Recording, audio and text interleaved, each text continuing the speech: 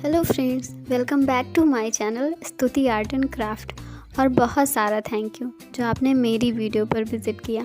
और अब आ गए हो तो वीडियो पूरी देख कर ही जाना और कमेंट्स में मुझे ज़रूर बताना कि आपको मेरी ड्राइंग कैसी लगी। अगर आपको मेरी ड्राइंग थोड़ी भी पसंद आए तो प्लीज़ मेरे वीडियो को लाइक करना। अगर आप मेरे चैनल पे नए हैं तो चैनल को सब्सक्राइब करना। तो चलिए मिलते हैं वीडियो के लास्ट में।